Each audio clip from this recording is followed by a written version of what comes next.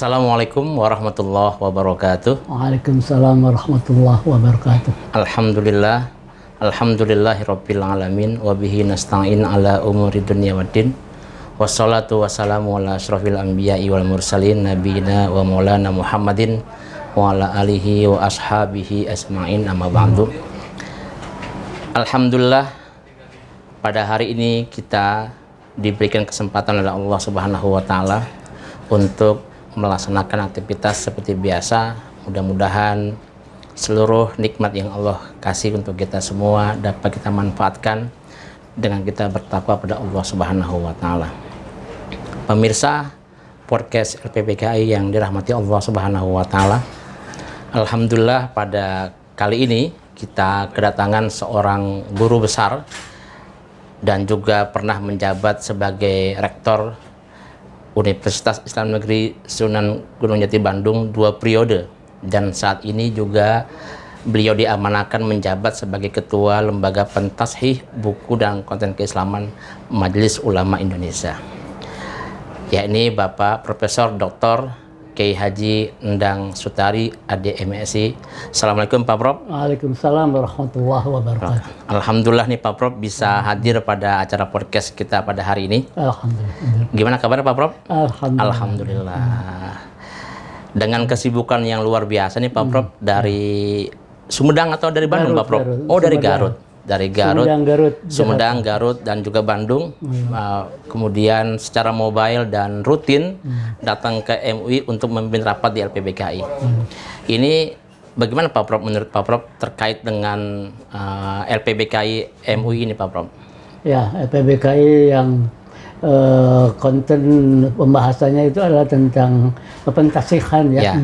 Pentasihan dalam arti bagaimana advice berbagai konten keislaman, literasi Islam, buku, dan juga yang digitalik itu adalah merupakan kegiatan yang yang sangat holistik ya. Itulah sebabnya pada saat kita mencoba membahas dihubungkan dengan keilmuan yang kita di sini berkiprah alami, itu saya sangat bergembira ya. Kalau kali ini kita mencoba masalah yang pernah saya dalami dalam penelitian disertasi. Oke, Pak Prof, ini kan seorang guru besar nih Pak Prof, dan juga pakar di bidang hadis. Nah, biasanya orang ketika akan melakukan kajian hadis itu mereka terlebih dahulu pasti mengenal namanya kajian diroyah dan riwayah. Itu maksudnya apa Pak Prof ya? Ya, kita itu mengenal dua ilmu riwayah dirayah itu sebagai dua sisi mata uang sebagai ilmu hadis yang saling melengkapi ya. Riwayahnya itu bagaimana apa yang disabdakan oleh Nabi itu menjadi tertulis dalam Mashadir asli ya. Dirayahnya bagaimana kehujahannya itu dua bidang ilmu yang saling melengkapi. Saling melengkapi, yang tidak bisa terpisahkan Pak Prof ya. Ya, karena merupakan sumber hukum Islam yang kedua ya Pak Prof, dan itu menjadi hal yang juga utama karena memang menjelaskan Al-Quran. Nah, menurut Pak Prof nih, dalam melakukan kajian hadis itu perangkat keilmuan apa yang mesti dilengkapi oleh para pengkaji hadis Pak Prof? Ya, karena untuk hadis ini kan beda dengan Al-Quran. Kita mengenal arkan ya, atau unsur-unsur hadis itu meliputi matannya pasti, teksnya itu, tapi juga rawi dan sanadnya. Nah, ini keistimewanya. Jadi dengan mengkaji hadis itu mesti bukan hanya matannya aja, bukan hanya teksnya aja, lafaznya dan kandungan-kandungannya, tapi sejauh mana itu periwayatannya dengan rawi sanadnya. Ini yang spesifik tentang hadis. Nah, itu ini Pak Prof, pola kerjanya, misalnya kayak orang ingin mengetahui dan juga ingin memahami ini hadis ini, apakah dia sahih, apakah dia hasan, apakah dia dhaif, atau mungkin dia maudhu misalnya. Itu pola kerja dari proses klasifikasi dan derajat itu seperti apa Pak Prof? Ya, kalau di riwayah itu tetap dari rawi, sanad, dan matan. Untuk melihat umpamanya jumlah rawinya, kita mengenal mutawatir ahad, itu bisa kita menentukan kehujahannya. pada waktu qotnya dengan zoninya ya, kalau mutawatir dan ahad. Tapi pada kualitas kehujahan dengan makbul mardud itu dilihat dari rawi sanad dan matan. Jadi ini itu memang dua kaitan penalahan ya, yang kumulatif. Oke. Nah, misalnya Pak Prof, pemirsa juga mesti tahu juga, misalnya kita juga perlu tahu bagaimana ulama terdahulu, misalnya kayak Imam Bukhari, Imam Muslim, Imam An-Nasai misalnya, ketika melakukan proses takhrij hadis nih, itu bagaimana cara ulama kita itu melakukan proses takhrij hadis itu, Pak Prof? Ya, ini takhrij itu gini ya. Kita bisa melihat konotasi ya. Takhrij kalau zaman tadwin itu artinya mentakhrij itu artinya meriwayatkan ya, membukukan, tadwin. Nah, jadi umpamanya Bukhari menulisnya pada pada sahihnya itu sama dengan mentakhrij ya, mentadwin. Tapi kalau setelah itu mentakhrij itu adalah mengutip hadis-hadis dari kitab-kitab, kemudian dilihat kualitasnya. Itu perkembangan yang kedua. Ini di disertasi saya itu menulis tahrij sebagai thariqah ya, sebagai pola, sebagai metode untuk litahlim hadis. Oh, ternyata polanya dari segi masa nih Pak Prof itu menjadi berbeda. Pada masa Imam Bukhari, Imam Muslim dan juga imam-imam yang lain melakukan tahrij itu pada seperti ini, tapi kalau tadwin, kalau pada saat ini disebut dengan tadi pengutipan dan kemudian menelaah hadis itu, atau bagaimana Pak Prof? Jadi di masa waktu saya kuliah tahun 60-an ya, tahun 60-an di doktoral hadis itu tahrij ya pada tahrij, kemudian pada sistem tadwin. Tapi ternyata tahrij dikembangkan dalam studi lanjut di UIN Jakarta, umpamanya UIN Jogja, itu menjadi satu metode untuk menelaah secara overall tentang hadis itu dari aspek rawi sanad dan matan. Begitu. Nah, ini pengalaman apa Pak Prof yang bisa dibagi sama pemirsa nih soal dulu Pak Prof waktu menyusun disertasi atau juga dalam melakukan kajian hadis, itu pengalaman apa yang bisa dibagi kepada para pemirsa? Saya memang menulis takhrij sebagai metode pembelajaran ya, perkuliahan studi hadis secara overall ya, secara holistik gitu, dari segi rawi sanad dan matan. So begini ya, kita pada waktu teori hadis umpamanya ta'rif atau hakikatul hadis, baik lugatan, istilah dilatan dan arkaan, begitu juga pada waktu hujjah ya, mutawatir ahad, makbul mardud, begitu juga tatbiknya makmul gair makmul, itu tidak mungkin tanpa menggunakan metode takhrij ini. Tidak mungkin. Nah, tadi Pak Prof tadi menyebutkan sebuah istilah tatbik makmul dan goir makmul. Itu juga pemirsa mesti tahu itu apa maksudnya itu Pak Prof. Ya, jadi memang di dalam hujjah itu pertama dilihat dari jumlah rawinya terutama ya. Kita bisa menentukan hujjah dari mutawatir ahad, qotni dengan zonni. Pada waktu kualitas itu martabah hadis makbul mardud ya, dilihat dari rawi sanad dan matan. Tapi tidak berhenti hanya sampai situ ada. Tidak berhenti hanya sampai makbul dan mardud. Apabila makbul itu kalau tidak menggunakan kaidah tatbik yaitu ta'amul hadis, itu belum selesai. Belum selesai Pak Prof. Apa sebab? So, ada yang makbul, ada yang makmul, ada yang goir makmul. Maka itu ada kaidah tatbik. Nah terus juga nih Pak Prof, kan itu juga mesti takhrij juga. Mesti takhrij juga. Ternyata polanya dan semuanya cara kerja itu pakai takhrij Pak Prof ya. Dan cukup banyak Pak Prof ya. Pola dan juga cara kerjanya. Nah, ini Pak Prof yang mungkin menjadi satu pertanyaan di para pemirsa misalnya soal ada beberapa hadis sahih atau minimal 2 hadis sahih yang secara makna atau secara terjemah harfiahnya mungkin itu dipahami mungkin saling kontradiktif. Nah itu, tapi pada satu sisi itu kedudukannya, posisinya itu sahih. Nah itu gimana cara mengambil makna dari kedua hal tersebut Pak Prof? Ya, kita sebetulnya kalau hadisnya sudah dikualifikasi makbul ya, apakah hadisnya mutawatir atau ahad, makbulnya itu apa? Makbul sahih atau hasan, hasannya juga hasan li ghairihi namanya, itu nggak ada marah. Tapi pada waktu tatbik itu memang kita mesti lihat itu teksnya itu apakah lafzi, apakah manawi, apa tanakur, apa ta'arud. Kalau lafzi manawi itu masalah kita lihat tinggal muhkam sama mutasyabihnya kan ya. Tapi kalau tanakud ta'arud, itu 4 thariqah itu sudah. Wah, ini ada istilah baru lagi nih Pak Prof. Tanakud dan ta'arud itu apa maksudnya Pak Prof? Jadi kalau lafaz itu lafaznya sama, makna sama, maksud sama. Kalau manawi lafaz beda, makna beda, tapi maksud sama. Nah, kalau tanakud itu lafaz beda, makna beda, maksud beda. Berarti beda kan tanakud. Kalau ta'arud lafaz beda, makna beda, maksud beda dan berlawanan. Jadi dua istilah, yang satu at-tanakud, yang satu lagi at-ta'arud, dan itu kedua-duanya punya spesifikasi terjemah yang berbeda. Tapi thariqahnya tetap ya. Thariqahnya tetap. Thariqatul jam'i, kemudian tarjih, nafkah dan tawakuf. Ya, ini pemirsa, ini kita sebagai yang punya perhatian dan punya minat untuk melakukan kajian hadis, juga kita bisa mempelajari dari beberapa istilah yang disampaikan oleh Pak Prof. Dan dengan soal takhrij tadi ada at-tanakud dan ta'arud, dan ada makbul, ada mardud dan sebagainya.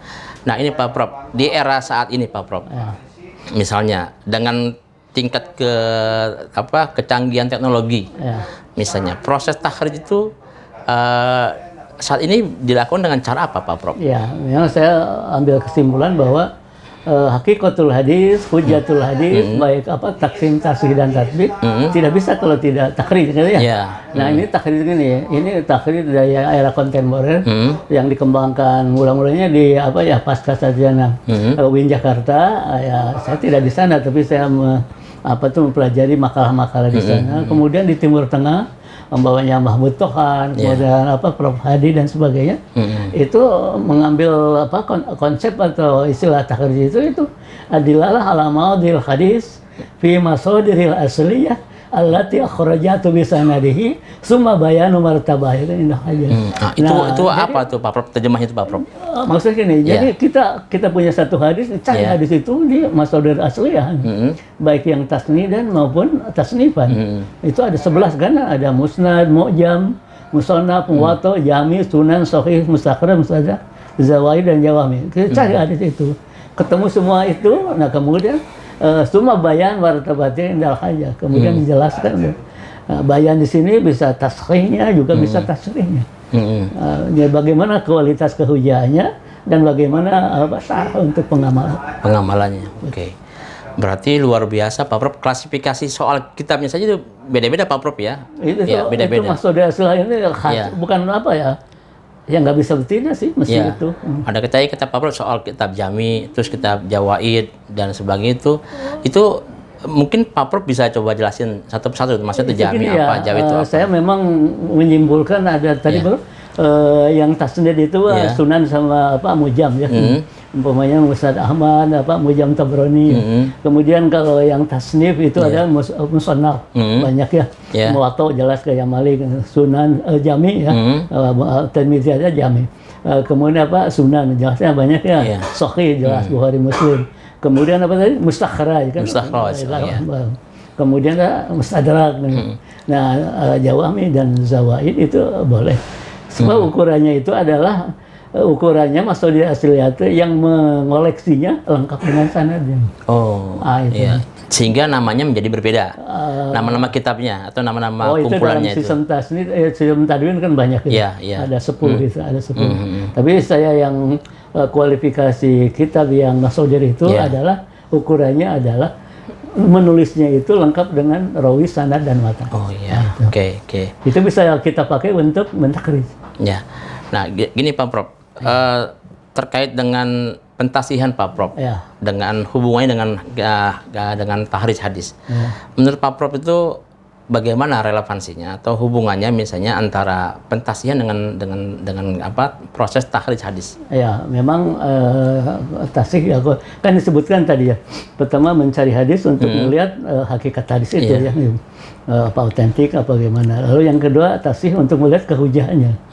Begitu juga penggunaannya. Jadi sekali lagi bisa takhrij itu ada 3. Pertama dilalahnya, mencari hadisnya. Kalau di Mahmud Tohan itu kan usul takhrijnya itu ada 5 ya. Itu saya coba sederhanakan dalam penulisan saya. Jadi pertama kalau diketahui rawi sahabatnya, kita cari dalam kitab musnad. Ya, kalau diketahui maudhu'nya, kita cari dalam kitab musnad. Kalau pakai lafaz awalnya, kita pakai kamus Jami Shogir. Kalau temanya kita pakai Mu'jam Mufaharas. Nah, itu kadang-kadang juga kita pakai terminal kitab takrij. Nah, itu dilalahnya itu mencari hadis. Nanti pada waktu semua bayan martabah menjelaskan itu tasrih. Oke. Berarti luar biasa Pak Prof ya. Ketika orang mau melakukan penulisan buku dengan mencantumkan hadis, juga mesti mengetahui soal posisi dan juga kedudukan hadisnya Pak Prof ya. Kalau yang pertama itu otentik tidaknya, yang kedua valid tidaknya, nah yang ketiga itu ya untuk pemahaman dan pengamalan. Dan juga Pak Prof soal ada juga sebuah mungkin juga ya cukup banyak menyebar di masyarakat mungkin ya. Misalnya soal penggunaan hadis yang dhaif dalam kategori untuk misalnya beberapa ketentuan amal misalnya Pak Prof. Itu menurut Pak Prof itu bagaimana Pak Prof?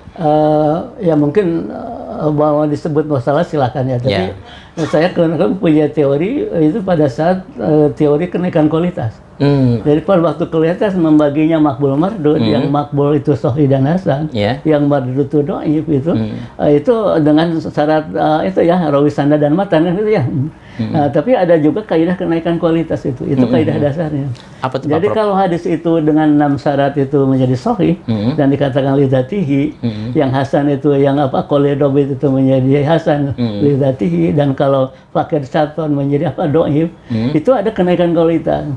Dari hasan lidzatihi menjadi sahih li ghairihi, dari dhaif lidzatihi tadi menjadi hasan li ghairihi itu kan. Jadi saya lebih baik menggunakan itu. Sebab kelihatannya itu ya mau disebut masalah silakan, tapi lebih baik kaidah ini digunakan. Dilihat dulu kualifikasinya Pak Prof ya. Ya, jadi kalau banyak dhaif dhaif itu sepanjang bukan maudhu' matruk mungkar, apabila ada mutabi yaitu sanadnya ada 2, artinya ada satu hadis ada di 2 kitab ya. Ini sanad Tirmidzi, ini sanad Abu Daud, itu berarti ada mutabi. Atau ada 2 matan ya, atau ada syahid, artinya diriwayatkan oleh 2 orang sahabat, itu kualitasnya naik. Kalau dhaif menjadi hasan gitu. Hasan li ghairihi Pak Prof ya. Artinya memang tadi kita juga mesti perlu menelaah kembali ya Pak Prof untuk melihat pada soal kualifikasi itu hanya bisa dengan takhrij. Dengan takhrij. Berarti harus dengan takhrij ya Pak Prof ya. Nah, terus nih Pak Prof, pesan buat Pak Prof nih. Pesan dari Pak Prof nih buat para pemirsa yang ingin melakukan studi dan kajian hadis. Itu apa yang bisa Pak Prof bagi kepada para pemirsa kita ini? Sebetulnya takhrij sederhana ya, sederhana. Kalau mau berpayah-payah memang semua kitabnya masudiyahnya kan lengkap ya. 65 kitab kita, 11 judul itu, kemudian itu semua kan sudah digital ya, sudah itu dalam kitab-kitab, dalam CD-CD itu sudah banyak sekali.